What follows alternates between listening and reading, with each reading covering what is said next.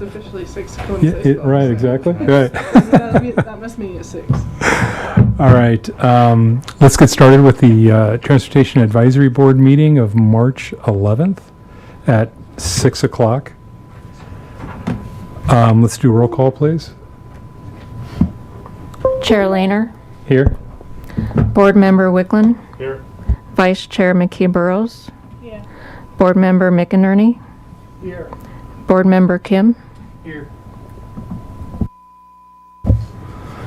Okay. Let's take a look at the approving the minutes of the preceding meeting. Any comments on the February 2024 minutes?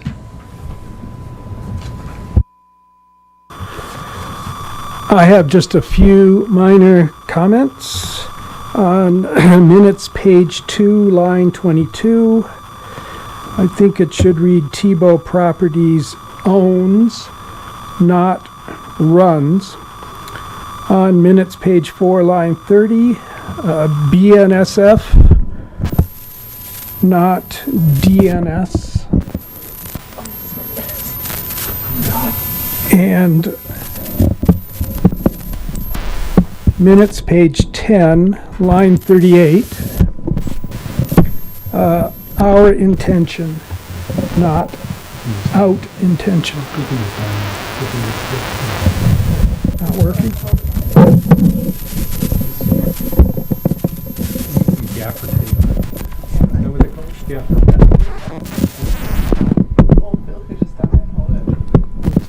All right, anytime I have something to say. Here, just tell me.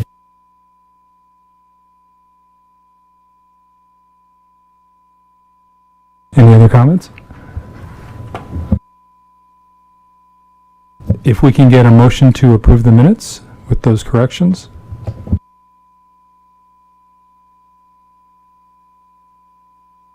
Motion to approve. Same thing. I'll second. All those in favor say aye.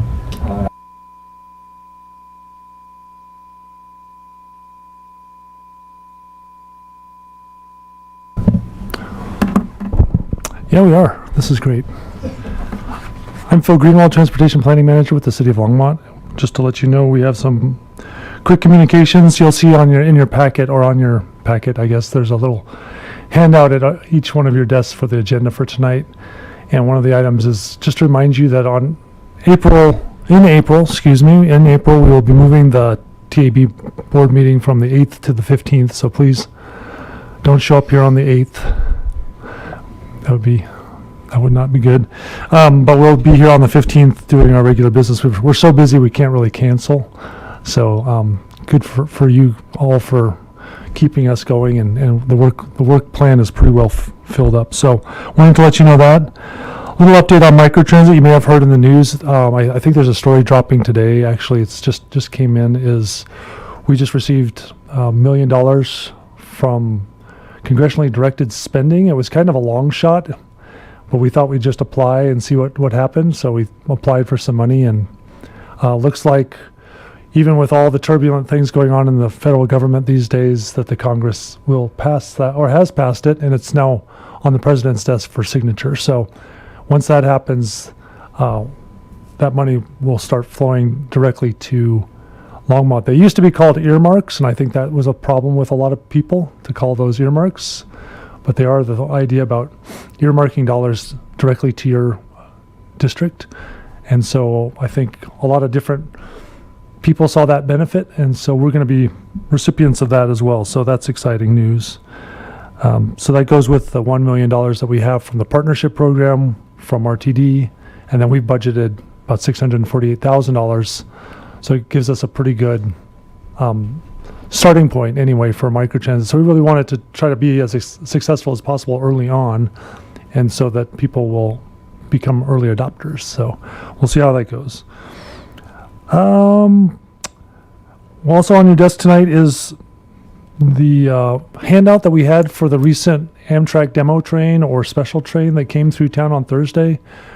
We were pleased to have the governor and some pretty high-ranking officials from Amtrak, some pretty high-ranking officials from BNSF, some pretty high-ranking officials from the Federal Railroad Administration on that train to kind of see what that route looked like. We probably went half speed, so it was a slow train. Got up to about 49 miles per hour, I think, top speed between here and Boulder, but it was a huge success. Everybody seemed to really see the benefits and understand that if there's a way to do this sooner, and there should be a bill that's going to drop later this week in the state legislature about how to fund more of this Front Range Passenger Rail Part 1, which is really Denver to Fort Collins, and then Part 2 would be the south leg down to Colorado Springs and Pueblo. So some interesting and exciting things happening right now.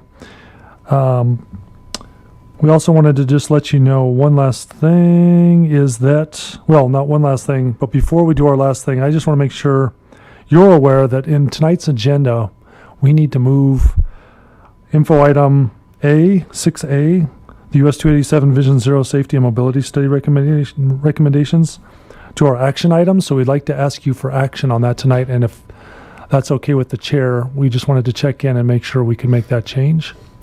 Yeah, I concur with that. Okay, thank you very much. So we'll be moving that item. You'll see that info item letter A, first info item will be the Transportation Mobility Plan update. So we'll do that right away. And then there's one thing from Kyle, or maybe more. Just one thing for tonight. Kyle Howarth, Traffic Engineering Administrator. In response to, I believe, either January, February, I believe Chair Lander was asking about speed radars out on Clover Basin. We placed those out a few weeks ago. We're collecting down those, and we'll be reviewing the speed data and integrating that into our action plan for Vision Zero, as well as just south of 9th Avenue on Alpine. And so those will be out for a few more, probably another week or so, and then we'll be rotating those out to more locations where those have been requested. Great. And I think in lieu of the public invited to be heard, we've got an email that Diane was able to print for everybody. And I think we've kind of decided, let's make comments to that email on our comments at the end of the meeting, rather than kind of hash it out now, because I think everybody's got a copy of it. Phil, do you have any issue with that? No, that works well. That's exactly what we would do if the person was here in person. So we couldn't address what they were telling you directly. You could do it at the end. So thank you. Great. Excuse me. So let's move on to the. Oh yeah. Any public here that would invited to speak?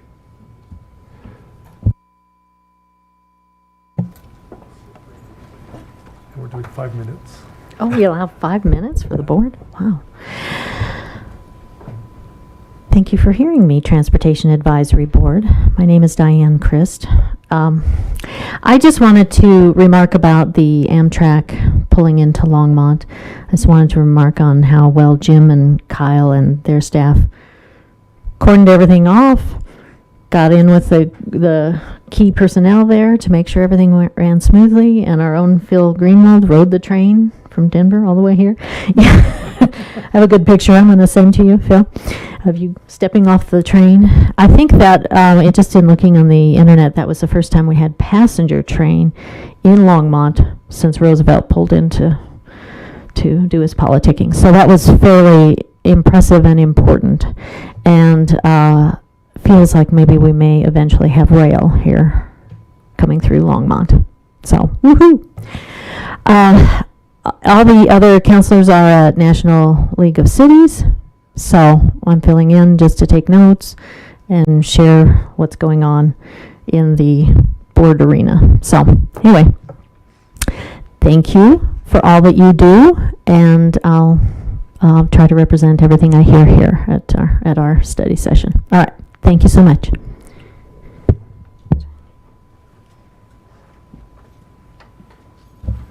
Okay. No more public. We can move on to the information items, and since we moved A down, we'll go to the TMP update. Is that correct?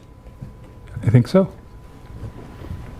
Well, good evening, members, or chair and members of TAB. Just wanted to introduce Carly Seif from Farron Piers, and she's our consultant team lead for this project.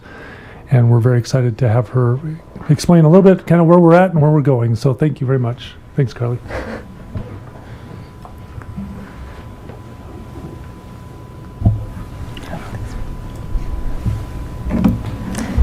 Oh, you can have this too. Thanks, Phil. So just an overview of what we want to talk about this evening. Quick project recap, a little bit of background of what's led us to this point today. And then we closed out community outreach on March 1st. So wanted to share our initial findings, who we talked to, and some of the main themes we heard from the community and from stakeholders. And then I'll share some existing conditions, a snapshot in time of transportation today in Longmont, and then talk about next steps. So project background, most of you probably know this, but just to kind of catch us up to where we are now. So the first multimodal transportation plan in Longmont was in 2005. The most recent plan was in 2016 as a part of Envision Longmont. That was the MTIP, the Multimodal Transportation Improvement Plan. Obviously, a lot of changes have taken place in the last 8 years, both in Longmont and across the region. So thus the need to update the transportation plan. So we've seen evolution of the demographics in Longmont, changes in travel patterns, changes in technology, changes in how people want to use transportation, and most importantly, a kind of a reprioritization, a great desire to walk, bike, and take transit in Longmont and regionally. So want to make sure that the transportation plan has a set of infrastructure projects as well as programs and policies that reflect this change in community desires and the change in the state of transportation. So an overview of the timeline and planning process for the transportation plan. So we kicked off last fall. We started with an existing condition snapshot that I'll share with you today, and kind of this state of the practice, and reaching out to the community. So we call this the existing conditions phase of where are we right now? So both on the data side as well as on the qualitative side, or what are the community's needs and desires today? How do they see their kind of current travel patterns, but also their latent demand? So how people would like to travel but unable to because the infrastructure or the programs aren't there today. So we're just wrapping up that phase 1 and moving on to phase 2, so that right column. So we are compiling everything we heard from the community and synthesizing those existing conditions to come up with recommendations. Those recommendations are going to be very multimodal in nature. So talking about where do we want to fill in sidewalk gaps, upgrade deficient sidewalks, add new bike facilities, upgrade bike facilities that exist today but aren't considered low comfort, make enhancements to transit through first and last mile connections, bus stop amenity upgrades, microtransit as Phil referenced, and then come back to the community and say, here's what we heard from phase 1, here are our draft recommendations, is there anything we're missing, does this capture kind of your vision and goals for transportation, and then wrapping up that document in the fall and winter of this year. So a summary of community outreach. Many of you participated in that, so thank you for your roles. So we ultimately got over 1,000 touch points of engagement. It's hard to say if we heard from the same person a few times, so don't definitively want to say over 1,000 people, but those touch points provided a great cross-section of the community, residents, visitors, employees, and we captured that input through many different mediums. So we had in-person engagement and an open house just next door at the library. We had virtual engagement through a survey as well as an online web map where folks could drag pins to the map and let us know where they have challenges crossing the street, where they want to take transit. So we'll see a summary of those spatial recommendations. And then we also have a steering committee that we've been working with of people kind of on the technical side who are able to advise from their various agencies or departments as to how we can move the transportation plan forward.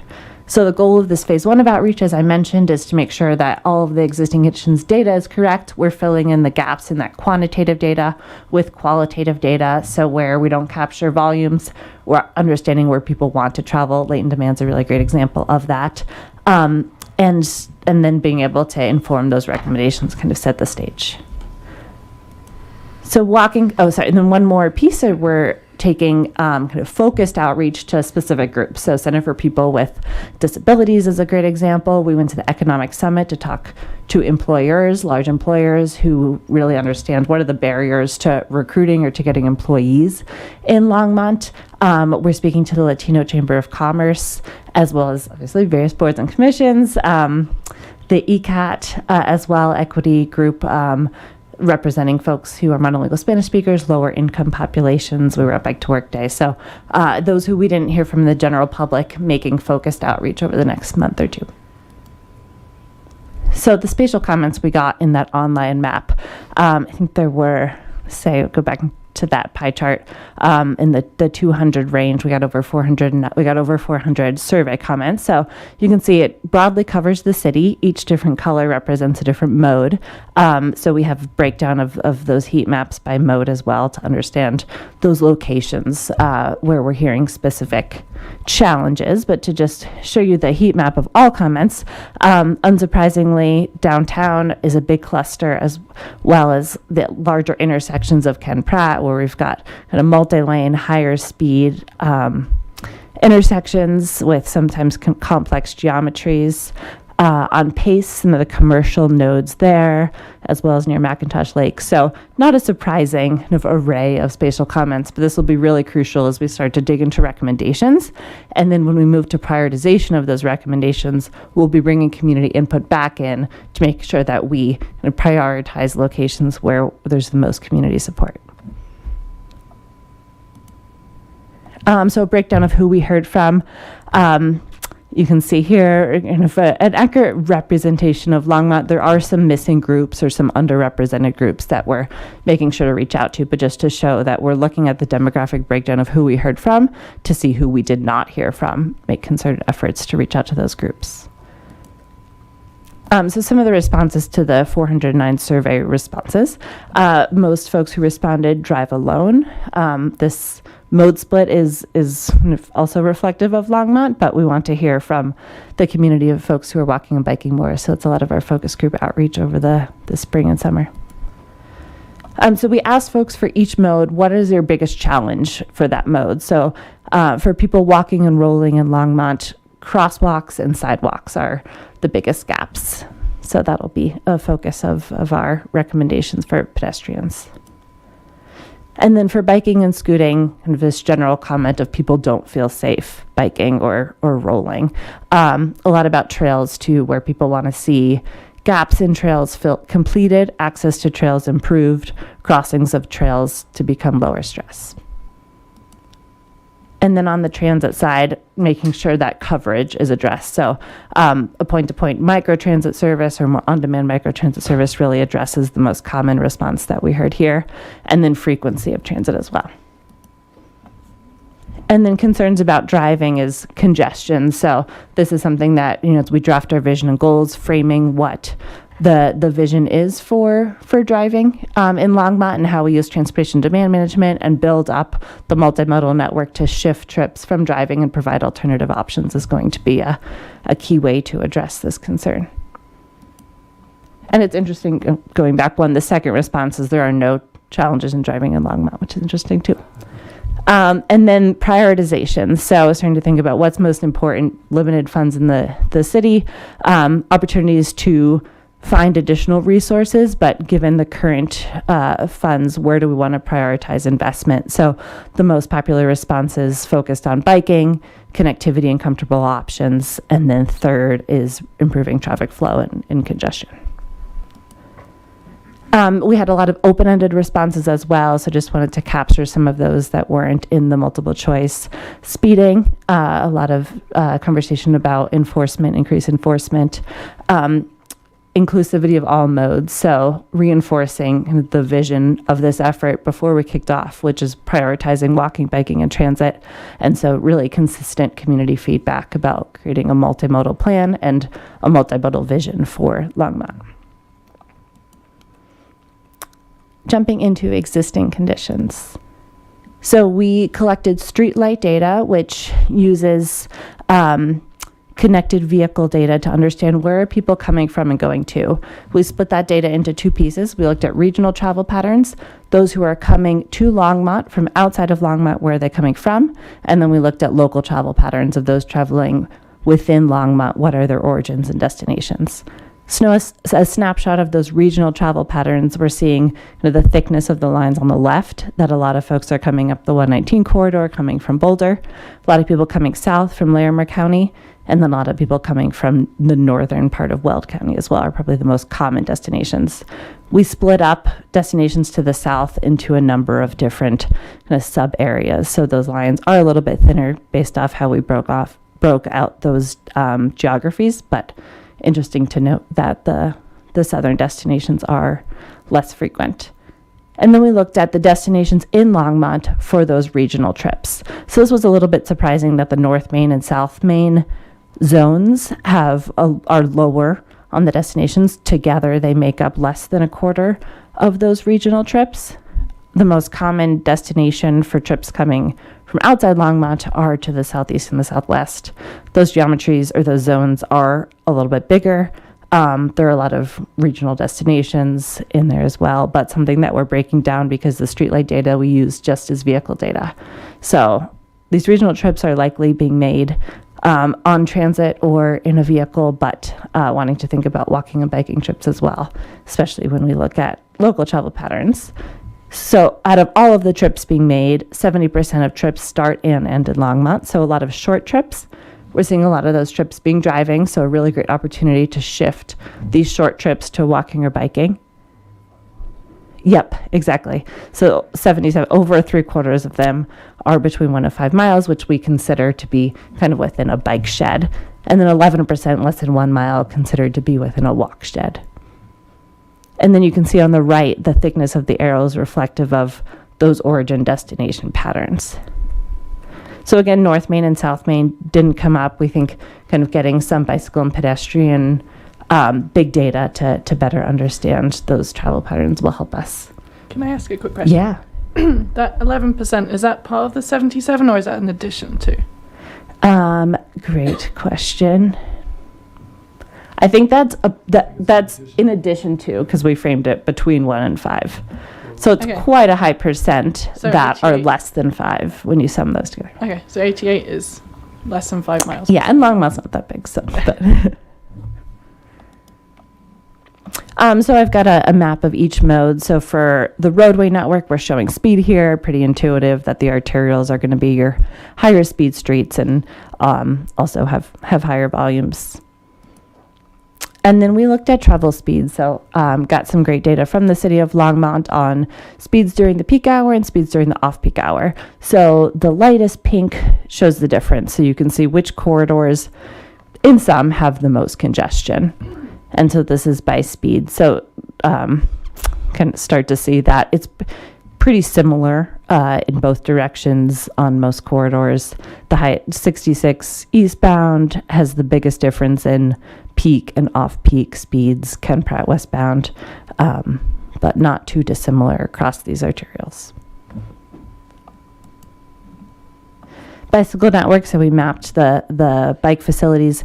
Next step is to create what's called a level of traffic stress map to understand, based on the speeds and volumes of the roadway, is this facility considered comfortable for all ages and abilities. So great to know that there's a pretty connected network, but a lot of these roadways, especially with bike lanes or bike routes, need to be upgraded to make sure that people feel comfortable of all ages. The pedestrian network, not that many missing or deficient sidewalks, so our recommendations for the TMP and the pedestrian network are going to be through a pedestrian prioritization process to understand which parts of the city is there the most demand for walking. Are there the largest percent of population that are vulnerable users? Would that be because of age, mobility challenges, access to a vehicle? So overlaying that prioritization over where the missing sidewalks are, so the city can begin to prioritize where to upgrade sidewalks and fill in those missing gaps. And then the transit network, both regional and local routes, transport and RTD. and then Flex Ride Polygon was overlaid with that, and then ridership as well. So we can see the Bolt, highest ridership, some of those regional routes, and then the 2 stops of the Flex route, what ridership is in those 2 compared to each other, and then across from 2022 to 2023 as well, pretty similar ridership. And then collisions. So we have a map of pedestrian-involved collisions and bicycle-involved collisions. Both look pretty similar, with the highest density of collisions taking place on Main Street, which makes sense based on destinations. And then similar to the pedestrian-involved, with a few key hotspots at specific intersections as well. So as the Vision Zero plan progresses, it's going to be really important to bring in crash data, both where the crashes are taking place, severity of those crashes, and the cause of crash, to start to break down crash patterns, come up with countermeasures to be able to address and reduce those crash types in particular. A breakdown of crash types. So most crashes are rear end crashes, which tend to be low severity. So thinking, again, as I mentioned, not just about where those crashes are happening, but where the severe crash is happening, and those fatal crashes, to be able to invest resources in those locations at a higher priority and think specifically about the recommendations in those locations. So the TMP will be working closely with the Vision Zero action plan. Obviously, two are very related. And then just to go over next steps, we have draft vision and goals that we're working with Phil on collaborating based off of what we heard from the community, and then recommendations for each mode, and then coming up with policies and programs as well that are multimodal in nature. We'll be coming back to the stakeholders and to the community to present these draft recommendations for feedback. Any questions, or Phil, anything to add? Nothing to add from me. I just really appreciate the presentation, and there's some new slides in there that I haven't seen, so it's exciting to see the new stuff too. So you can see there's been a lot of work put into it so far. Obviously, a lot more outreach. This isn't the end all be all for the outreach. We're doing a lot more events. One of them is coming up April 20th, I believe. So we'll be out there more and more as the weather gets warmer.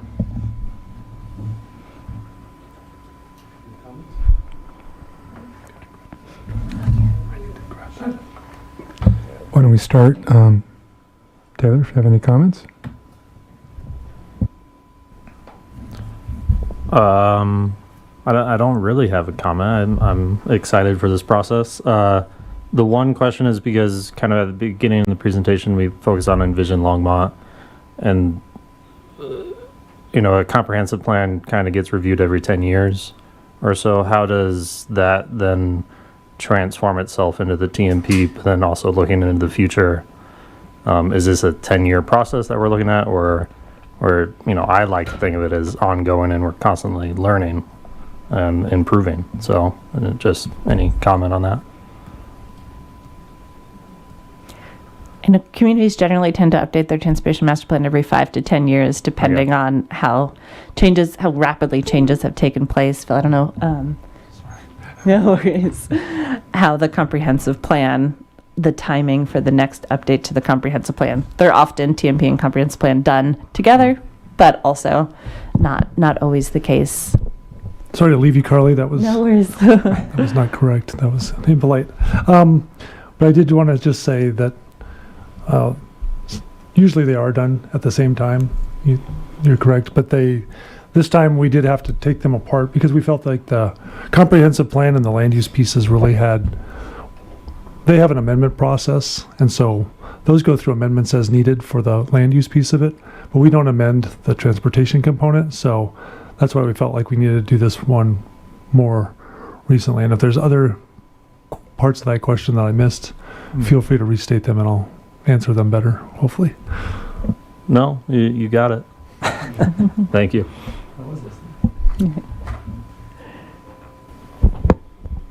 I don't really have any specific comments or questions because I asked my one question I had.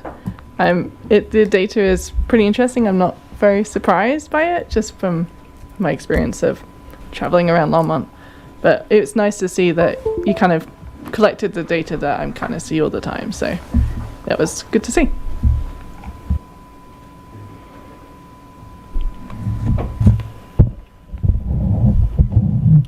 Yeah, thanks for that presentation, Carly. The outreach program is very impressive, and I noticed that there were 1,000 engagements, and the arithmetic is pretty simple since Longmont has about 100,000 people. Based on your experience, is 1% participation pretty good for a survey of this type? Yeah, it really varies. In some of the smaller towns that we work in the mountains especially, we get a higher percent. Denver, Fort Collins, we get a lower percent. So I'd say that's kind of average for the City of Longmont kind of type of community, if not on the higher end. So anecdotally, especially at the open house, we saw more in-person attendance than we see in most of the communities that we work in. And then pins on the map as well. Interesting. I looked through the the comments on the online survey, and it seems that most of them were pretty small scale and focused on the here and now, what people encounter in their day-to-day travels right now. In fact, I submitted a comment like that myself.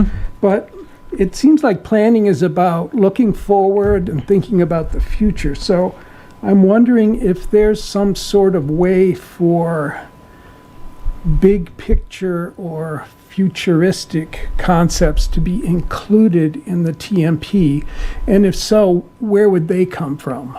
From the consultant or from staff, or does that not happen in this type of planning?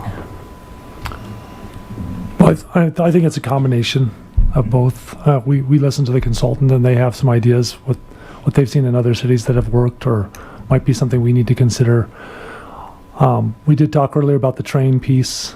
Obviously, that's one of those things where we're going to incorporate that into our planning document and start talking about how, a transit center, it's not that far off anymore. It used to be, 20 years off, and now it's 2 years off, hopefully, at the most. And that's for bus rapid transit and for trains. So we know it'll cover bus rapid transit at least for sure. So, but those bigger concepts, I think those higher level concepts, we're really just trying to stick within maybe a 5 to 10 year time frame at this point to really have this key in on the capital improvement program and how we prioritize those projects coming up fairly quickly.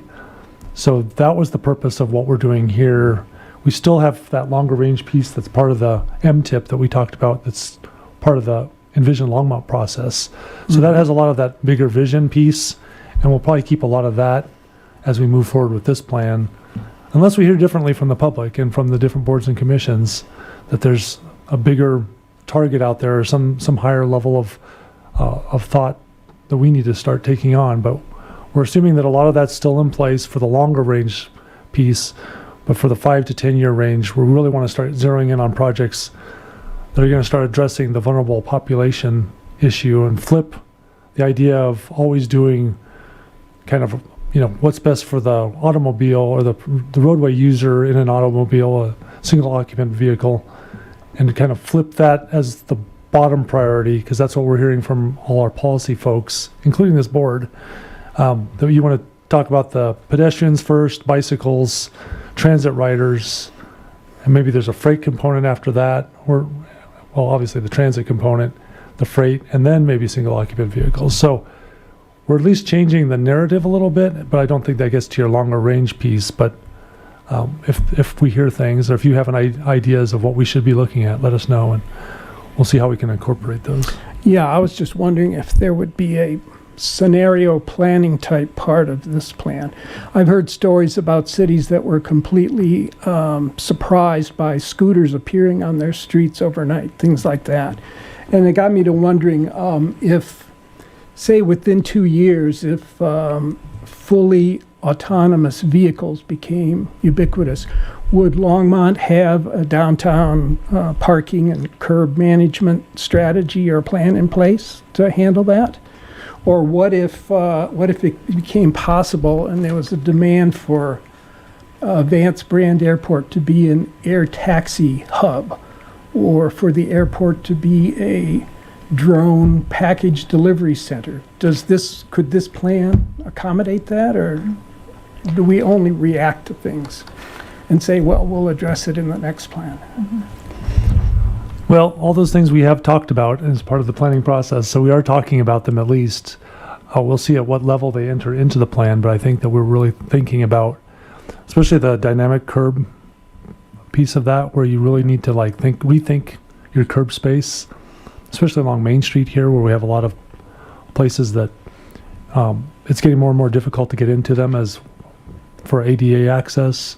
We're talking about micro transit that's going to be very close to an Uber Lyft type system. Where are those people going to be dropped off as far as location to where they need to be, and how dynamic that curb is as far as, is it just parking or is it something else on top of it? And then we've talked about the airport quite a bit with this plan, but we've also couched that as we're really looking at the surface transportation. So it will really be the connection to the airport area and getting people to and from, or packages to and from the airport. But we feel like we have all the infrastructure in place for that, and we've made some pretty significant improvements already. But in autonomous vehicles, we talk about that as well, but it turns into how's that gonna change realistically with with the curb space. It does change, but with the number of lanes and those kind of things, we've got a policy directive to really not increase the number of lanes in this town in the future, in the near future and the long-term future. So we're trying to stick with those policies and make all this work within those.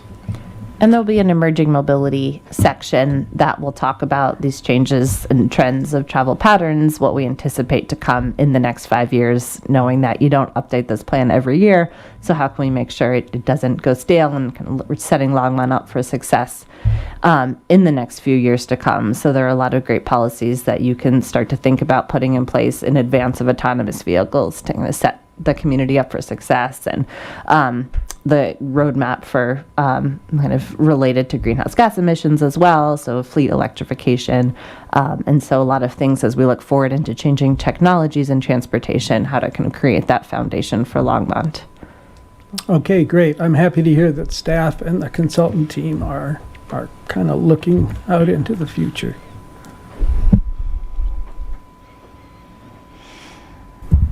I don't have any comments really, just a question. For the next steps, it says reach back out to stakeholders and community members for feedback. What does that look like? Yeah, so similar to what we did in phase one, we'll have an open house and we'll have a virtual component that consists of an online map where we share the draft recommendations as well as surveys to get feedback from folks as well. And then these focus group meetings that we've been having in phase one. So those are, and then intercept events where we go to an event where the community is already to capture a broader cross-section of community members who might not attend an open house. So that same multi-pronged approach that we've taken in the winter for phase one, we'll take again in the phase two element. Okay. And would this include information just regarding the feedback from the survey, or possibly answers for people regarding existing plans that are in place for some of their concerns? Yeah, I think Engage Longmont's been a great platform for the latter that Phil's been very responsive to. Right, we've been responding as soon as we can to all those different questions on Engage, and so we've been pushing people to that site. Mm-hmm. On that site, we also have all of our existing plans and different things you can kind of research as far as looking up where we are today before this plan is complete. Cool. Awesome. Thank you. I guess I have a question, but it's probably a little bit of a comment, because I wrote down three things that kind of struck me, and I think there's opportunity here. The first was the idea that 77% of the trips are driven alone, and I'm assuming that's cars. And then the other thing I saw, of course, speeding, and then the last thing was the 88% of the trips. Thank you for the extra 11% to that. Yeah. Are 5 miles and less. So there's some opportunities here, right? Whether it's public awareness and getting that out to, possibly the shorter trips, either whether it's pet or bike. And then the idea, of course, driving, which I don't know how we move the needle on the first part, driving in a car. Right, that's going to be very difficult, no matter how much we change the paradigm. But I think these two other things, we have the ability to make some public awareness that hopefully would affect that first thing. So that's my only comment and question about, I know the speeding side of it, we can't really address that in the TMP so much as it just being a concern and something we'd like to look at. Are there any other things around speeding that we're looking at other than obviously posted limits and all that? I know we've talked about red light cameras and I don't want to go there, but I mean, change to roadway design is Yeah. going to be a big part of the TMP. road diets and that sort. Yeah, and just kind of visually narrowing our roadways, curb extensions, kind of the suite of treatments that are really going to be important to supplement. It's not just enforcement, but making our streets feel more comfortable or feel like the drivers need to drive at a slower speed as well. Yeah, I would say during our Vision Zero planning as well, both the TMP and Vision Zero will go hand in hand. So as far as speeding, congestion, as well as safer signals with bikes and peds, we'll be continually updating those and looking for safety improvements as both these plans progress. But then once these plans progress, we'll be presenting more ideas and feedback for changes on our roadways. Great. Thank you. Thank you as well. It's a great presentation.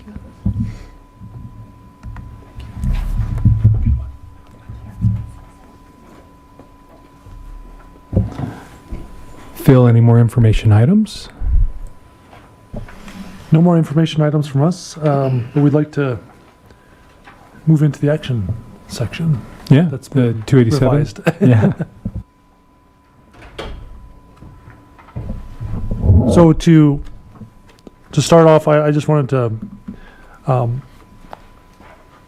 Landon, all right. So Landon is going to do the presentation for this US 287 Vision Zero and mobility study. Either way, however you feel comfortable. You can sit, you can stand. I'm happy to sit. Okay, What do you prefer, Steve? Whatever. You can sit. I'm going to stand. Okay. I'm just going to do it. So I'm trying to find your, there it is.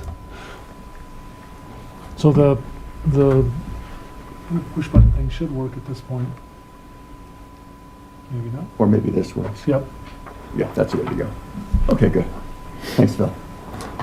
Hello, everyone. My name's Landon Hilliard. I'm a senior transportation planner with Boulder County. Go ahead again. Try that. Hello again. I'm Landon Hilliard, Senior Transportation Planner with Boulder County, and I'm here with my colleague, Alex Hyde-Wright, who's the manager of the Regional Multimodal Transportation Division with Boulder County. And together we have about a 20-minute presentation that we'd like to walk through with you. If we see your eyes fluttering, we'll speak more quickly. And if you would hold the questions till the end, I think we'll have time for discussion after that. Okay, I'll start with the origins and the content and the findings of this project. And then I'll pass it to Alex to talk about the meat of the project, which is the safety analysis and recommendations. And maybe there are a few themes that you can listen for about this presentation. And one of them is that US 287 is a key corridor, both for local and regional travel. A second is that it is, how would I say, growing and evolving fast. So we need to adjust to the changes. And the third, and perhaps the most important, is that there's serious safety issues that you all are aware of and that Alex will talk in detail about. Okay, with that, there we go. All right, we've got a group of stakeholders that represent different levels of government. You see Longmont there, situated between Lafayette and Erie, all the way up to the national level of the FTA. And this group has formed a coalition over the last several years that has an interest in coordinating planning, evaluation, and advancements for US 287. The coalition meets quarterly. Phil's a regular there. And it's all about collaboration. So I didn't tell you, but it's a bit of a surprise here. This is a 2-for-1 deal. I'm going to talk briefly about phase 1 of this project and phase 2 leading up to things. So what's important about US 287? Broadly speaking, it has social, economic, and environmental significance. And if you look at the details, we're talking about things like air pollution, traffic congestion, and safety and mobility. And growth, as I mentioned, is a big part of this. A 20-year horizon done by DRCOG, modeling for traffic and land use, shows an increase of population and jobs of 75%. So according to the statistic, we have about 150,000 people living in this study area. In 2045, it could be as many as more than 250,000 people.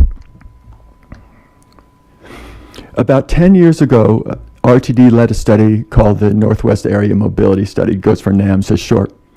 And in that study, it identified US 287 and the study area that we're talking about as a key corridor. In a primary reason because of essentially located, and basically it's a backbone for connectivity. North-south, obviously, but also east and west. And so the phrase that we use to describe the importance of this corridor is everywhere to everywhere in terms of mobility. So here's the first part of the 2-for-1, the bus rapid transit study, feasibility study that preceded the safety and mobility study. The objectives had to do with understanding travel demand and making recommendations for infrastructure improvements that would support better transit. This is a schematic of the service patterns, and note, from Fort Collins to Denver could be a one-seat ride, but just as important are the local trips between communities. Again, the importance of US 287 tying communities together. And this shows possible investments and patterns of routes. From public participation, we learned what you might expect, which is connectivity is key, also multimodal connections to transit and otherwise, and safety. So now getting to the meat of things, this is phase 2, which is the safety and mobility study. And a little bit of background, as I've mentioned, the study area goes from Broomfield in the south, 24 miles, to Longmont, basically where the border of Larimer County begins. And what's interesting here is the variety of land use contexts, urban, suburban, and rural. We think rural will probably stay tight given the open space regulations, but what's changing rapidly is the feeling of urban and suburban.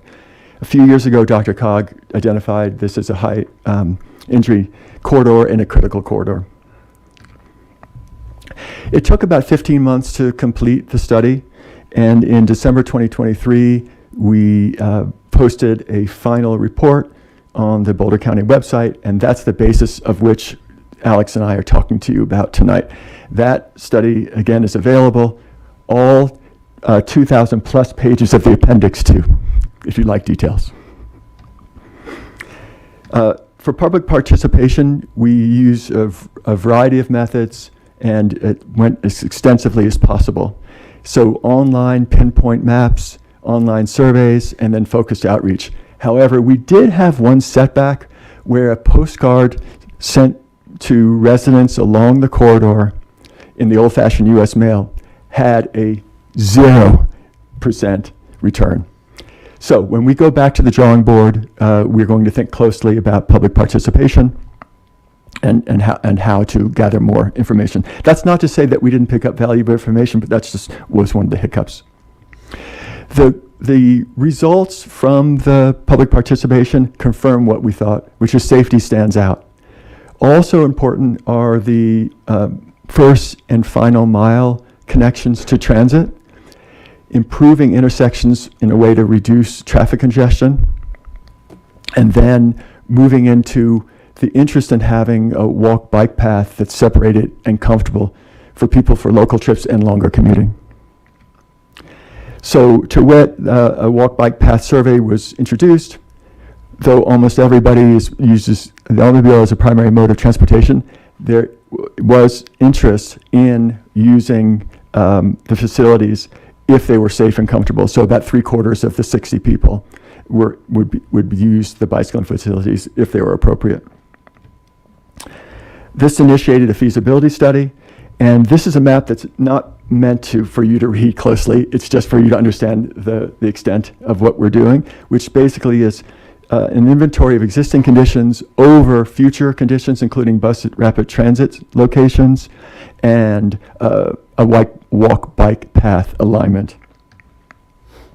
And we know that there's interest from Longmonters in a connection by bicycle from Longmont to Lafayette and back and forth. So that's one of the primary reasons that this feasibility study was carried out. There are impediments along the way. The environmental analysis showed that there are low-lying areas, need for public utility relocations, historic sites, and so forth, considerations that would have to be taken into account.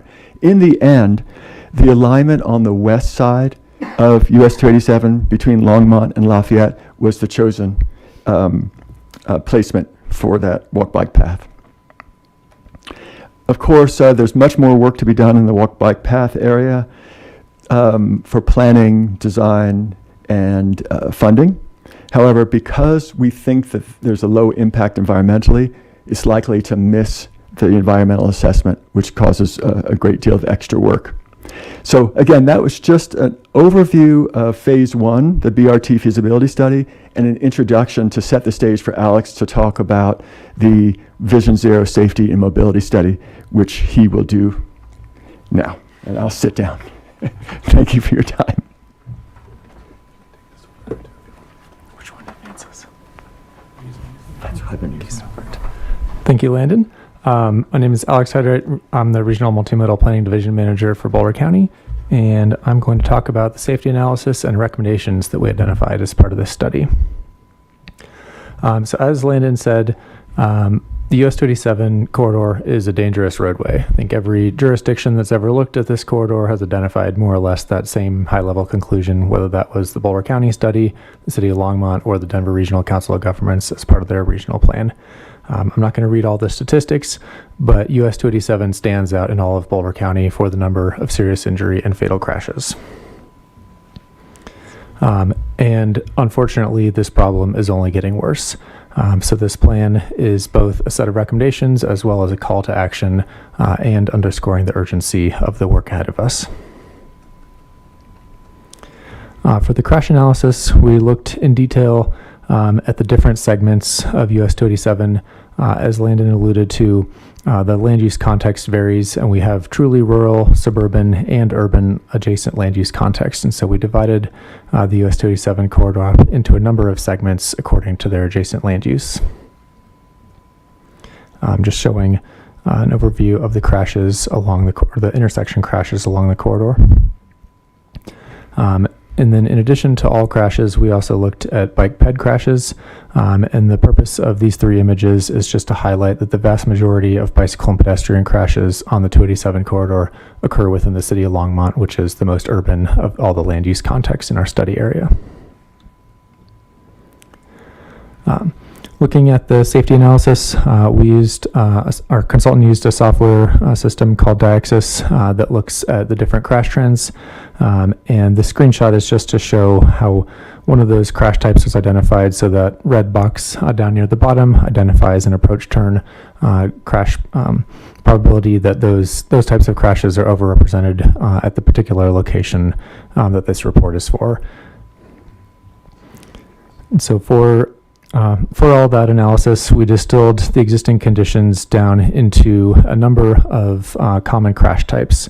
So left turns against an oncoming vehicle, or left turn conflict with a bicycle or pedestrian, failure to yield, right turn on red, conflict between a vehicle and a bicyclist or pedestrian, and then a right turn where the motorist did have the green light and a conflict between a bicyclist or pedestrian, red light running or broadside, head on, rear end, fixed object, and sideswipe crashes. And then for each of these common crash types, we identified recommended engineering mitigation measures, including signal improvements, signage, turning movement improvements, access management, bike and ped, and then a center median barrier. And so looking at how how we structured these recommendations. So we identified where those common crash patterns are occurring at each of the intersections along the 287 corridor, and then paired each of those common crash types with those key engineering recommendations that were from the previous slide. And then that call out on the right is showing an example of some of the detailed analysis for one particular intersection with the observations as well as the key recommendations, and those were identified for all of the intersections along the corridor. And then just showing another one on the southern extent. In addition, we took a deeper dive at 12 locations along the corridor. These were selected for both their high crash history as well as looking at a handful in each community. So several in Longmont, several in unincorporated Boulder County, several in Lafayette and Erie, and then a couple in Broomfield. And then just to zoom in of which locations we looked at within the city of Longmont. For these number of concept locations within Longmont, we were working with Longmont and CDOT. Alex, I'm sorry. Can you go back to that last slide? Yes. Just wanted to see everything. Okay, thank you. Sorry about that. No worries. So at these different intersections within Longmont, we knew that CDOT was already working with the city of Longmont. CDOT had conducted an intersection prioritization study and was already working on several concepts for intersection improvements at a number of the locations that we selected. And so this work was really building off of and confirming the work that CDOT and Longmont were already doing in partnership. And then I'm going to show just one example. So looking at US 287 and 17th Avenue, we have a call out for the top countermeasures and then additional countermeasures. So just showing the detailed recommendations or the types of recommendations that we identified for these locations.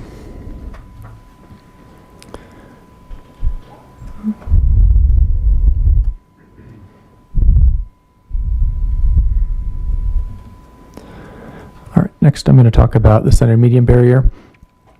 In the rural areas of US 287, so the about 4-mile stretch north of Longmont up to the Larimer County line, as well as the 8-mile section between the city of Longmont and Lafayette, we observed a very high number of serious injury and fatal head-on crashes resulting from drivers crossing the center median. Our study looked broadly at 3 different types of potential median barrier to mitigate these crash types. On the left, cable rail, in the center, guardrail, and then on the right, a cast-in-place concrete barrier. We also looked at the impacts to emergency services operations because right now that center median functions as a left turn lane for those private driveway accesses along the corridor. With the median barrier in place, those left turns both into the driveways and then out of the driveways would no longer be possible. So to have a full movement access, you would have to overshoot and then make a U-turn at the nearest intersection downstream. I'm going to go back to that slide.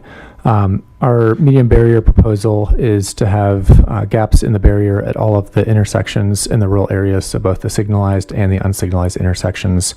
And the intersection spacing is about every mile or so in those 12 miles of rural segments. So it doesn't result in a huge amount of outer direction travel, but we do understand that for larger vehicle types, there's going to be some impacts, and that's an ongoing item for us to continue to work with those private landowners and the farmers and the emergency services to figure out how to best accommodate those large vehicles and their turning movements. Next steps on the median barrier. We've been pursuing grant funding for the construction of a center median barrier. We've submitted a couple different grant applications. Unfortunately, none have been successful so far, but we have a number of other opportunities in 2024 that we're continuing to pursue in partnership with CDOT. Elsewhere on the corridor, CDOT has been doing a pilot speed study looking at an alternative means of setting the speed limit within the city of Lafayette. As you may be aware, a common technique is using the 85th percentile, which tends to drive the speed limit higher over time. And CDOT has recently developed a new protocol for looking at an alternative means that relies more on context to set the speed limits. And we expect the results of that study to be available later this spring. We're continuing to explore opportunities for speed photo radar along the US 287 corridor. As you may have heard, there was a new automated vehicle enforcement bill that passed in the legislative session in the previous session, and we're working with CDOT and other partners to identify if there's opportunities to pursue that in addition to or as an alternative to officer enforcement on the corridor. We have coordination between CDOT and Longmont to continue the design and implementation of the intersection recommendations within the City of Longmont, as well as working with CDOT on traffic signal timing improvements and visibility enhancements. And with that, our requested action of TAB tonight is to recommend that the Longmont City Council endorse the US 287 Vision Zero safety study. And with that, Lane and I are happy to take any questions you might have. I've got just a couple right off the top. With the countermeasures, such as no right on red and the yield to ped or bike and those sorts of things, is there any data that talks about these types of countermeasures, how long it takes for them to be adopted or integrated by the actual driving public? I don't have that off the top of my head. With any changes, there's a certain, say, break-in period. It's a radical break-in because no right on red I know is fairly controversial in some other areas. So I'm just curious if data is being gathered around that. I'm going to defer to Phil and if there are any right turn on red locations within the City of Longmont already. Well, we just added one at, what's it called, Bountiful Harvest Drive at Costco and 119. Mm-hmm. Harvest Moon, excuse me, thank you. So that northbound direction to at 119, because we couldn't add an acceleration lane, that's a no right on red, and it's taken some time. I've been monitoring it. Kyle's been monitoring it. It's taken some time for people to learn, but I think, so it's been 4 months, 5 months since that's. Pushing a year. Oh, geez. Here we go. Wow. Time flies. So it's taken almost a year for people to learn that. So, and that's without much enforcement at all. So that's another piece of this, is that we're looking at different ways of enforcing those no right on reds. Great. Thank you.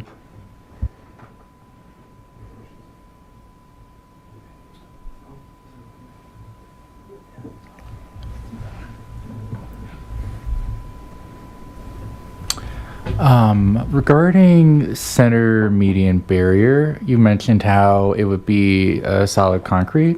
Are there any discussions or possibilities of it being a more green or eco-friendly median barrier?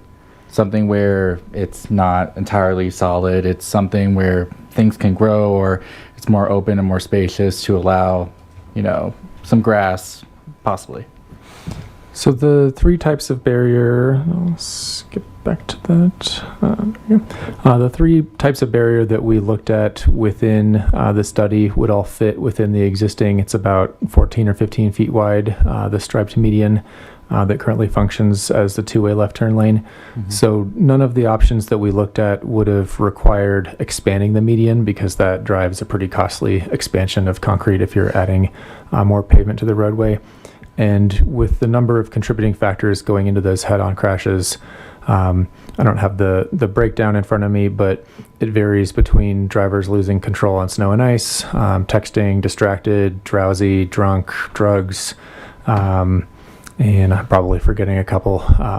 But the long story short is that to really prevent all of those crossover crashes, we need a impenetrable barrier that's going to stop vehicles in their tracks, that relying on rumble strips or other sort of softer features to divert folks back into their lane is not going to be sufficient to mitigate all of those crossover crashes. And I think with the available space in the roadway, or with the available space in the median that we have, we don't really have the room to do sort of a swale that you might see more in an interstate context, where there's just a lot more room for vehicles to naturally come to a stop without some kind of low wall. And then the other consideration is that CDOT, who would be responsible for maintaining any kind of median barrier, has a very strong preference for concrete due to the nearly zero maintenance cost of it. It's basically you set it and forget it.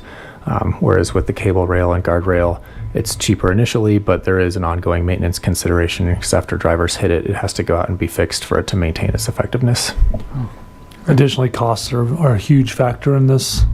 And so as we're asking for grant dollars to come back through there and have to dig out what's already concrete and change that into something greener, though preferable, is going to cost a lot of money and add to the project cost, whereas putting the barrier median on top of that concrete is kind of the cheaper solution, but more as effective. Okay, cool. Thank you. I was just curious.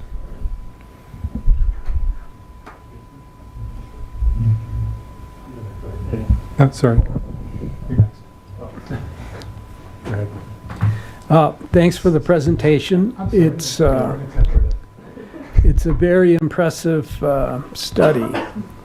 The crash statistics for the Longmont segment are shocking and sobering.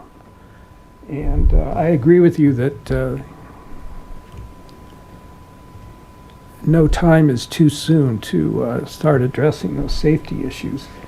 Now, did I understand you to say that the county's Safe Streets for All grant application was not successful? That's correct. So we applied, we saw it last year in the USDOT Safer Streets and Roads for All call. We asked for just under 17 million for the 12 miles of concrete median barrier, and unfortunately, we were not one of the projects selected. Is there any other funding source secured for the median barrier? So right now, we have about, I think, 4.4 million identified out of roughly 21 or 22 million total that we need. Most of that 4.4 million is money that CDOT has identified. What's in their 10-year plan, which is essentially their version of a capital improvement plan, and then a little bit of strategic safety money that they've identified. We're working with the traffic engineering staff from Region 4, the CDOT region that includes Boulder County, to apply for some internal funding that's only available to CDOT later this year.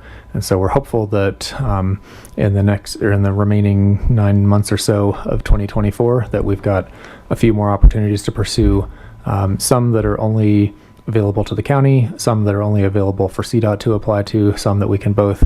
But between the two agencies, our strategy is to leave no stone unturned in seeking for funding. Just real quick. Can we leverage our congressional delegates to kind of move this along? Because obviously this seems like it's affecting a lot of communities, and we've got a single representative. That's an excellent segue to one of the options that we're pursuing. There's a current process for submitting congressionally designated spending requests to our congressional designation, more colloquially known as earmarks. And the county has an internal vetting process where we're gathering all of the ideas, and then the county commissioner's office is going to be deciding which ones we'll submit. And so we have submitted a letter of interest to our commissioner's office to pursue this. And based on Commissioner Lochamin, who represents the district covering Longmont, it was her recommendation or encouragement to submit a letter of interest for this project. And so while it hasn't been determined which earmark requests the county will be submitting, we're fairly optimistic that this will be one of them based on already one of our 3 commissioners supporting it. Going back to the funding, will the $4 million that's in hand be spent on barriers for high priority locations, or will nothing get built until the whole 22 million is in hand? It's a good question. There's several options in order to leverage that $4.5 million and secure more federal grant funding. We couldn't spend it now and then use that as leverage for later, because if you get a grant, nothing that you spent before your grant agreement is executed is eligible to be considered part of that. And to access almost all federal transportation funding, you need to have some local match. And so right now our strategy is to is to use that as leverage, which means that unfortunately we can't go out and spend it right now because we need to be able to show that we have available to cover the general 20% required local match for transportation funding. David, on a positive note, the fact that CDOT is willing to put up nearly $4.5 million is an indication of the recognition of the urgency of the problem. On the other hand, what's discouraging, and Alex could talk about this, is the vexing difficulty of finding funds. We've identified funds, but finding funds and actually scoring grant money to implement the medium barrier project, which is odd given the great number of funding sources and volume of money that's available. Okay, you've explained the reasons for selecting a solid concrete cast-in-place center barrier. I'm wondering if as vehicles become larger and larger and heavier and traffic speeds get faster and faster, has the design of that cast-in-place median barrier been updated? It's a CDOT standard, and I couldn't speak to the last time that they have updated it. But my understanding is that it would be the same type of concrete barrier that they would use on an interstate application if the amount of deflection space that you have is too small to use another type of barrier. Okay, and those are steel reinforced cast-in-place concrete? I believe there's rebar in there, yes. Thanks. So. Well, thank you for this presentation, and thank you, Board Member McInerney, for those questions, because those were my questions. Specifically on the center median barriers. And then I think generally it's, if it's hanging on a grant application, we may or may not see that this year, maybe next year, maybe the following. Is there anything that we could do in the short term in terms of what can we do tomorrow? Type of thing. So, so one of our short-term items is that CDOT is working on using one of their continuing services contracts to bring aboard a consultant to move into final design of the median barrier. And so our study was about a 10% level of design, not enough to go out for construction. And so CDOT is going to pick up where we've left off with one of their consultants and advance that into final design so that we have an ad-ready package. Okay. And then next question is the intersection improvements. I know what I'm suggesting is a complete overhaul of intersections. I'm more roundabout friendly because of the stats purely. But is there any thought of that into the future? Maybe as we have to, replace the road, maybe we do a complete redesign when that opportunity arises, if there's any thought behind roundabouts. Is that more for the City of Longmont or in the rural sections? Rural sections, I would say at any, because it will make it easier for turnaround for emergency vehicles. Also, you're more side-swiping people instead of a head-on collision, and there's less conflict points. And other countries have had experience with that's called turbo roundabouts for kind of your highway areas. So just, I just want to always kind of envision and invent kind of the new thing that we should be doing. So. Well, I'll answer for the rural areas, and then I don't know if Phil wants to jump in for the urban areas within Longmont. We did look at roundabouts as part of the study, and ultimately they were not included in our key recommendations, I believe due to a combination of cost. We're rebuilding the intersection, given that we already have signals at the larger intersections as well as right-of-way. And then I think also with the speed on the corridor and the volumes on US 287, CDOT was not supportive of converting the larger intersections to roundabouts. Okay. Unfortunate in my mind, but we'll get there someday. So. Yeah, then commenting on to, within Longmont, 287 is a pretty tight corridor as it is. With 287, it's a large freight corridor as well. I would say it would be a hard ask with CDOT to convert some of those main intersections to roundabouts, just between the right-of-way takes, spacing requirements, But I would say outside of the 287 as Longmont as a whole, staff is entertaining several options, and roundabouts is one of them for safety improvements of many intersections throughout the city. So you'll see more of those plans through Vision Zero as that plan comes together, because it will require some community engagement and consensus to provide those improvements to those areas, as they will drastically change in the future. All right, well, thank you. I believe that's all I have for now. So thank you. Thank you. Well, Taylor kind of preempted my question about roundabouts, as no surprise. I have a lot of experience with roundabouts, having come from England, and roundabouts are everywhere, including extremely fast roads, 70-mile-an-hour roads. So really common to have roundabouts. You just have multiple lanes, and some of them even have traffic lights I've been on. Those are the really fun ones.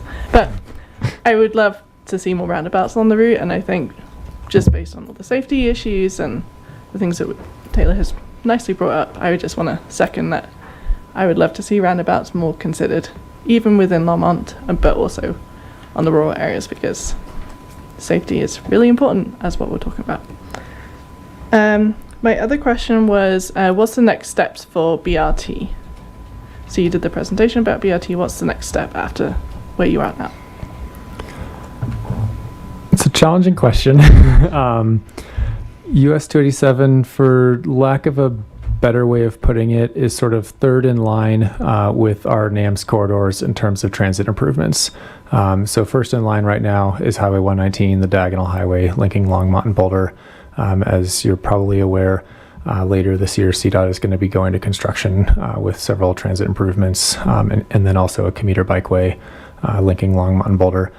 Next up in all of our NAMS corridors is Highway 7 linking Boulder and Brighton. Obviously, that one does not go through the city of Longmont. And then US 287 is our third corridor in line. So we don't have immediate next steps for short-term significant transit improvements on the corridor. RTD is significantly limited in how much service they can restore with their ongoing operator shortage. They're down by a significant share of their funded bus operator positions, as well as their mechanic positions. So unfortunately, there's not a whole lot of good news right around the corner in terms of how much service we can expect from RTD. I would just say there is reason for hope, given the collaboration of stakeholders, including in Fort Collins, the Transfort Public Transit Agency, that is a willing partner and runs the Flex Ride Now. And so there is, as a platform, this collaboration through the coalition that allows us to think through options and draw on resources of stakeholders. So that it's nothing definite, as Alex suggested, but there is a launching pad to do better. And as we mentioned in the presentation, there's more and more need for mobility by transit and to reduce reliance on the automobile.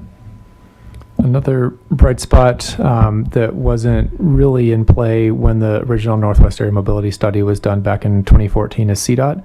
And so at the time, CDOT was just getting into the transit business with their Mustang system, and over the last 7 or 8 years or so has built out a rapidly growing and fairly extensive network of statewide transit, and is now a significant player in the interregional and statewide transit game in a way that was almost unthinkable a decade ago.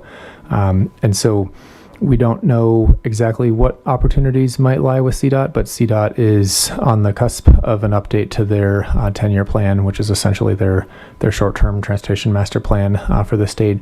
And so transit funding is a top priority for Boulder County and our communities. And so we're going to continue beating that drum as part of the 10-year process. And so that might yield some more funding and options that RTD is unfortunately not able to deliver in the short term.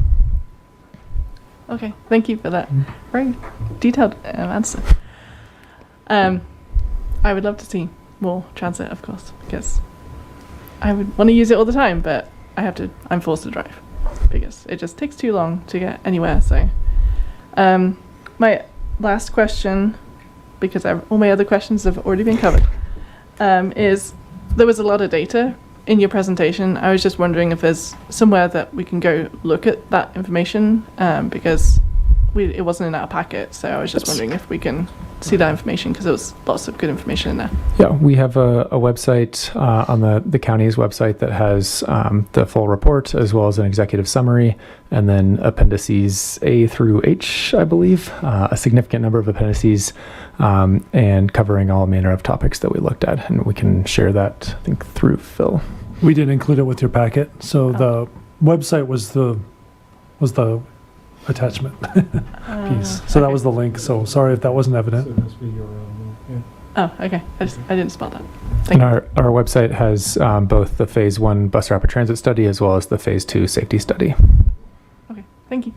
And naturally, please feel free to call on us if questions come up and you'd like to have some discussion. And we're open for that anytime. Thank you. So, as David pointed out again, time is of the essence. So I guess really the best thing we can do is, if we see obviously the validity in your statistics and what you're trying to do, we should be endorsing this safety study. So are there any more questions or comments? I've got one follow-up. Yeah, I'd like to go back to the roundabout idea just for a moment. You've explained that you considered it and rejected it. I recall you showed an image of a U-turn turning radius at an intersection. I didn't look at it closely enough to be able to tell whether you're proposing expanding some of these intersections to accommodate the U-turns that are going to be generated by the median barrier. Can you explain that? So that's something that will need to be resolved in final design for the median barrier. We are probably not going to accommodate a WB67, which is the prototypical semi-truck, being able to make a U-turn at the intersection. The U-turn radius for those types of vehicles is fairly significant. But what we're looking at is more, how could we accommodate a single unit, a standard 40-foot box truck, and if a vehicle like that would be able to make a U-turn from the left turn lane and still clear the intersection. And at some of the intersections it will be able to.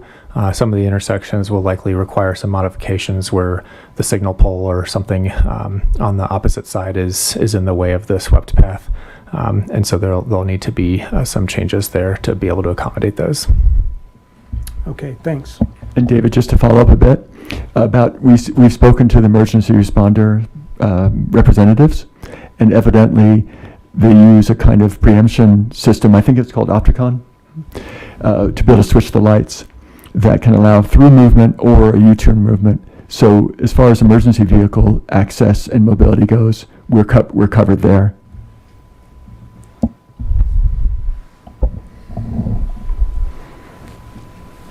Yeah.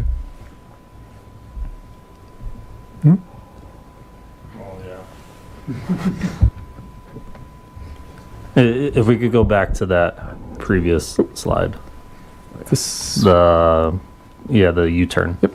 So is this purely for emergency vehicles, or we're also kind of planning for general people using the corridor? Both. So one of our other next steps for the median barrier is to do more engagement with the landowners and the farmers and other folks that are currently using the existing median as a left turn lane to access those private driveways. We did some outreach as part of the study, but we didn't get a great level of response from the landowners adjacent to the corridor in the rural sections. And so we know that's an area that we need to spend some more time and energy with to really understand their needs. There's a number of different ways to potentially accommodate the movements that, as it stands, our median barrier would prohibit, those being an alternate route where you could go around and make 3 rights instead of a left turn to access the property. or you can make a U-turn at a downstream intersection, or if there's driveways where we really have a significant number of movements, potentially a gap in the median barrier at a private driveway. But to figure out which of those is going to be appropriate, we really need to understand what the left turning volume is at all those driveways, and understand what the needs are. And so that is an area that we'll be spending more energy on in the coming year to really get a handle on how best to accommodate those movements that we'd be restricting. Okay. Yeah, because I see kind of the general theme of this study is to reduce the conflict points that, reduce the head-on collision, reduce, the drives, what we like to call stroads now. I think the Federal Highway Administration now acknowledges that term.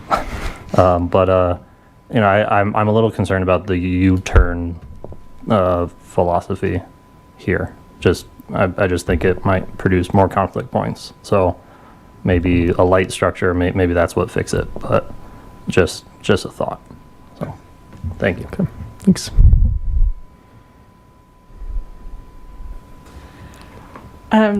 Just to follow up on my roundabout point, sorry to ask more questions. You talked about that cost was one of the reasons why it was ultimately rejected.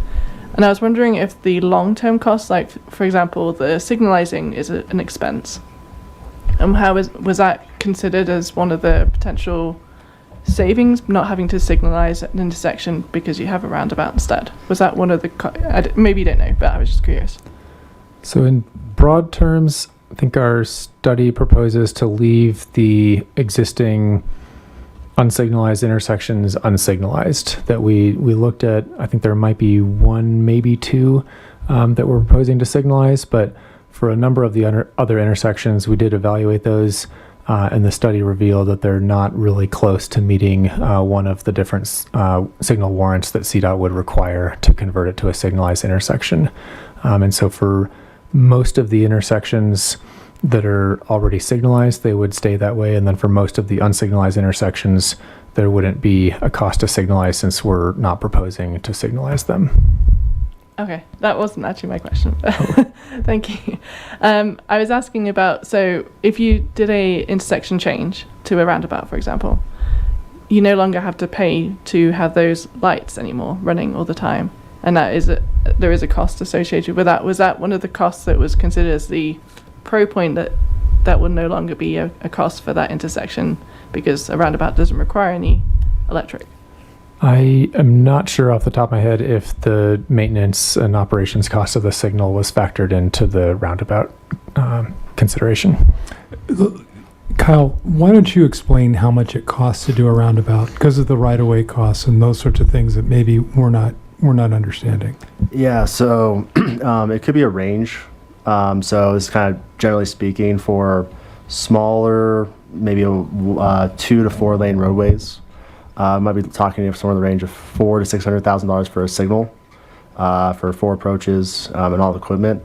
For roundabout, depending on if there's right of way, that could be anywhere from $1.5 to $2 million. So when we're talking about projects and spending, it's more palatable to spend, $500,000 now, except the maintenance costs, maybe a few $1,000s a year, versus spending the upfront capital of making a roundabout plus the years of construction, while a signal could be a few months of inconvenience. So a lot of those factors come into whether it's roundabout or signalization. So, and in terms of CDOT, since they're so flush of cash and have all this money for capital projects, usually completing the ones that complete the needs of the project in the shortest amount of time with the littlest budget usually is the one that wins out. So that's generally how it goes.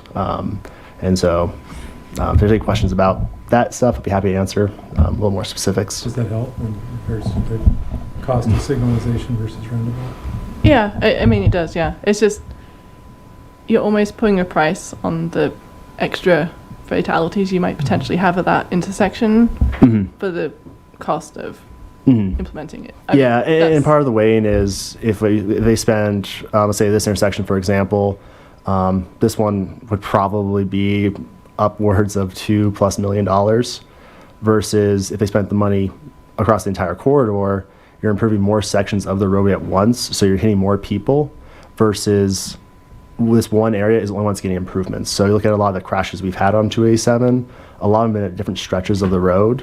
And so what happens is you make one improvement to one side of the road, but then because of lack of funding, you can't accomplish the rest of the road. And something happens there versus if you're able to complete a project, let's say the median barrier at some good costs, you somewhat protect the road and maybe eliminate more of those fatalities.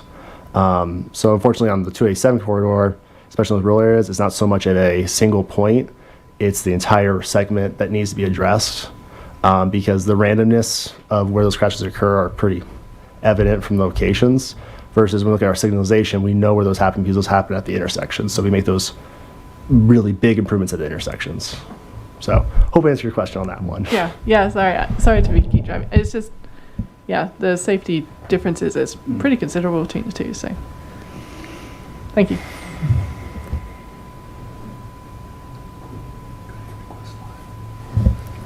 Can we, do we want to get a motion to approve the Vision Zero safety study on US 287, or do we need any more questions?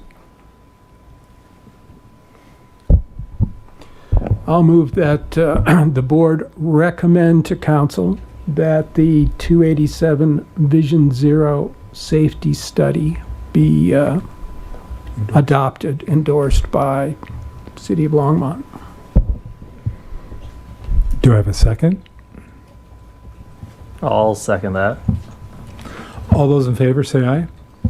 Aye. Any opposed? Oh. Yeah. Thank you so much for your time.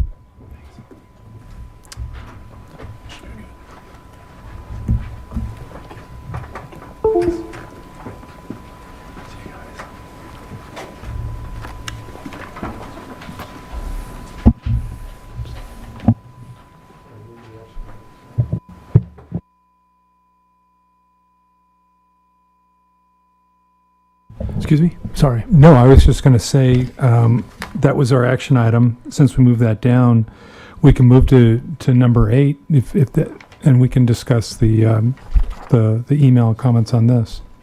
Perfect. We also have the woman who wrote, or the person who wrote the email in the audience, Jen Bell.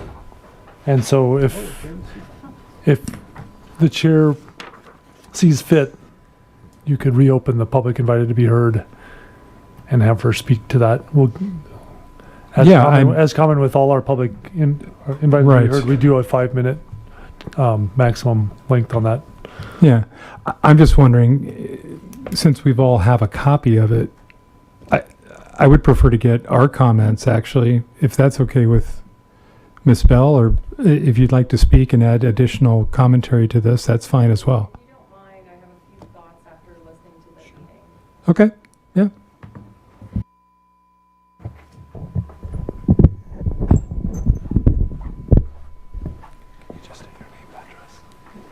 My name is Jen Bell. I live in the north of Longmont. I'm very excited to hear we have a transportation advisory board.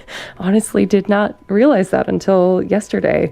So since everybody has a copy of the email, I won't rehash all of the content. I mainly wanted to mention a few other things that I thought about during the course of observing the meeting. The biggest of which is that I think there's lots of excellent discussion about the short-term fixes, especially with regards to safety. I would hope that the board keeps in mind long-term vision at the same time as fixing the short-term problems. So when we talk about signalization, we talk about no right on red. I think that taking immediate action to improve the safety of our city is a fantastic move. However, in parallel to that, I would hope that we're thinking about, what does that do to the city long term? You mentioned the term of strode. I think I used it twice in the email. I would hate to see measures on our cities turn roads into more of a slowed down, blended environment, as opposed to striking a delineation between this is a corridor, this needs to be fast and separated where pedestrians and cyclists aren't on it in the first place, and establishing secondary routes that are very pedestrian forward, cycling forward, versus trying to force everything in one spot and then having additional mitigation efforts which slow it down even more. You kind of get my point. I think that it's important to keep the short term and long term in mind in parallel, and if we're thinking about things that are going to be safer but slow down the road, hopefully in parallel, we're also thinking about what could we do to Route 287 not through Main Street in the first place? What if it went down Hover? I mean, I may be completely out of the loop, and hopefully these are things everybody's already thinking about. But I just wanted to emphasize that of the keeping short-term and long-term in mind. I also wanted to comment on the median barrier that we talked about. Hopefully, as part of that, we could leave small gaps so that gravel cyclists like myself don't become completely blocked along the highway. I crossed 287 yesterday on my ride. I think that gravel cycling around Longmont is one of the selling points of the city. We have fantastic gravel access, which often feels trapped by the surrounding highways. If there's now a barrier that forces me to go several miles out of the way, that gravel, the wonderful gravel we have around North Longmont, East Longmont, Southwest Longmont, becomes inaccessible. So even if there's not going to be a gap for a car to turn left, we could have a small gap for animals, for cyclists, to keep it from being a complete barrier. And having a median would make that crossing so much safer, but still an option. Let's see. I also wanted to comment that, I'm so excited to hear about all of these plans. I'm sad that this is the first time I'm hearing about it. I'm sure that the teams involved have been very diligent in getting things out to the community, so I'm sure this is mostly on me. I guess I'm just, I am wondering what methods we're using to engage the public. If I don't know about an open house ahead of time and have it on my Google Calendar, I'm not just going to stumble upon that. I don't know if there's a Facebook group I should be following, or an Instagram, or I don't even have a Twitter, right? There's a lot of this is probably me being out of the loop, but I would be curious, why was there not a single respondent under the age of 24 in the transportation mobility plan? What about high schoolers who want to get to school around here? What about middle schoolers? What if do we ever want to attract young people who tend more to flock to Boulder? I think all those are things that got me thinking, and this seems like a very capable board, and I'm very excited about the teams that I heard speak tonight. Seems like a very competent group. So I don't throw any of this out as an accusation of incompetence. I just want to ask the question, what am I missing as a citizen to become more engaged in this? Because I care a lot and would like to be able to help more. Let's see, I think, and the one other thing I wanted to comment on, and I talked about this some in the email, but additionally talking about not all bike paths and not all connectors are created equal. I've biked along the connector parallel to 36, and it is a fantastic connector. I used it to commute to work for a long time, and it's great. But the Lobo Trail, so much better because you're not right next to the road. Even having a strong buffer, the road noise can be stressful, especially for a new cyclist. So thank you all so much.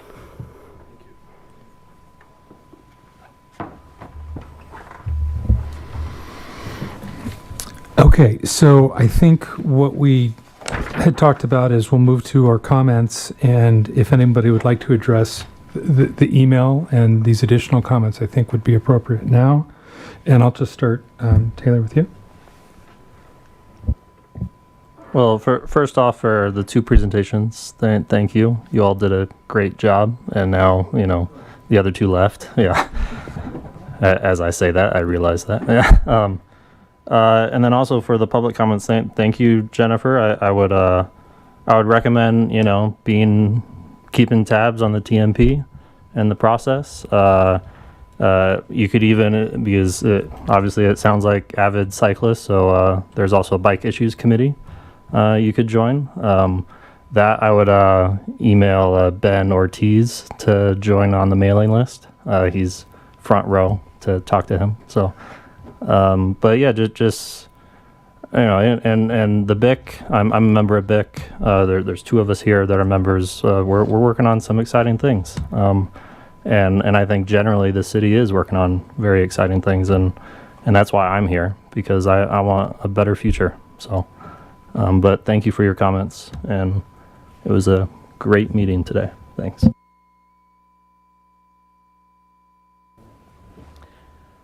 So I want to thank the presenters who have already left, but lots of really good information today. Some of it was affirming of what I'm sure most of us have already experienced, but it's good to have the data behind what you're seeing every day.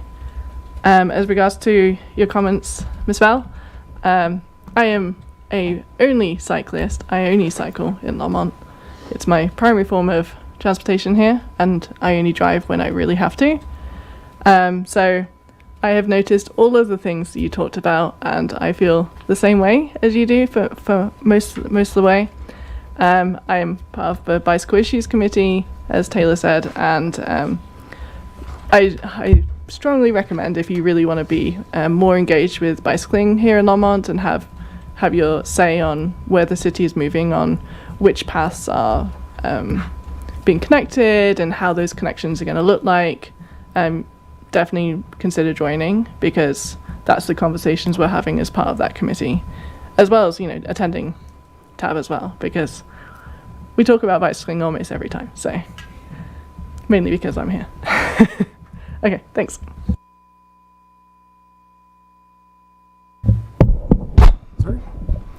Two good presentations tonight, a lot of useful information. I also want to thank you, Jen Bell, for your very thoughtful comments and your interest in Longmont transportation.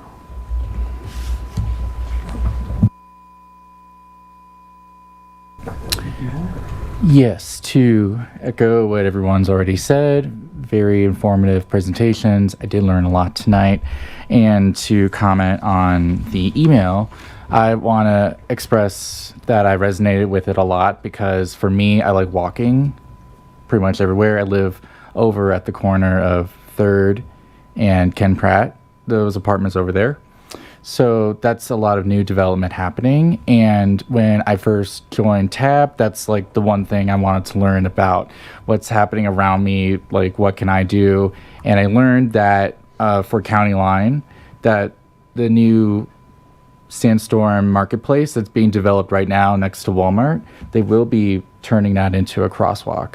So that information is something I learned after joining TAB. So I don't know if there's a way to increase the awareness of existing projects that are happening, but that would be something I would recommend, because now that I have that info, I'm like, okay, well, it's going to be done. I don't have to be, questioning what's the city doing. I could just wait it out and still run across really quickly while there's cars going by. So I really appreciated the email, and thank you.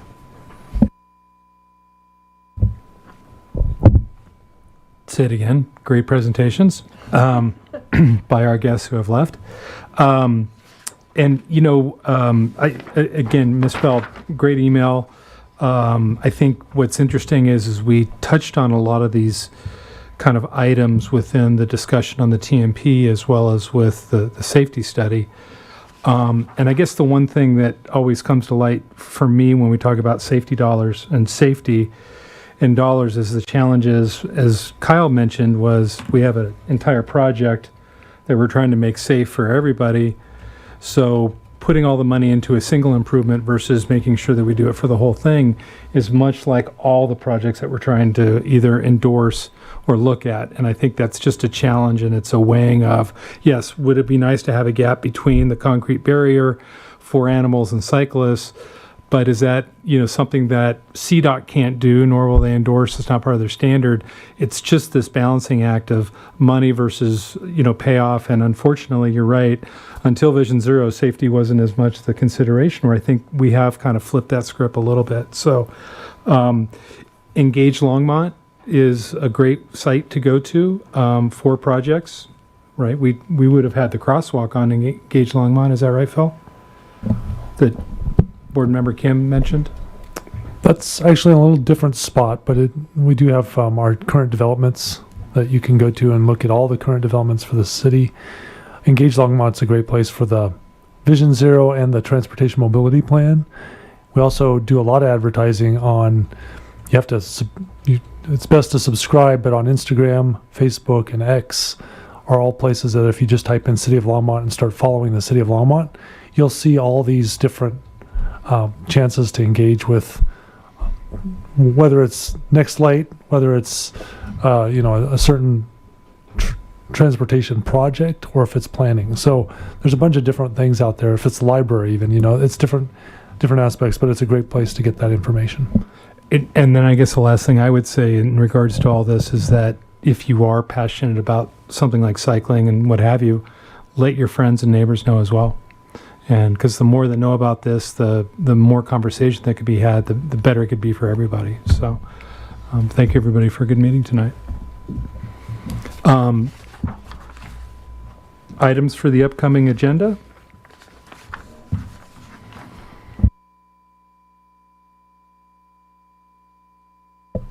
I think you had a list on your sheet there. We still intact the RTD planning update and then the 2024 CIP update. Correct. And And then we'll probably have a third reminder, April 15th, not April yes. 8th. Thank you. Or fourth reminder. We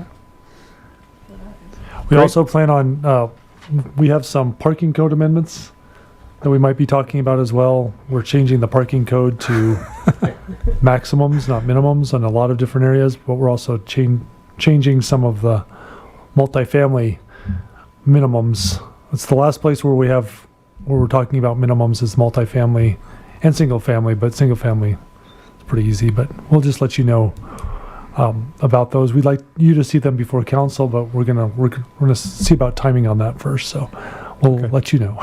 Thanks. Great.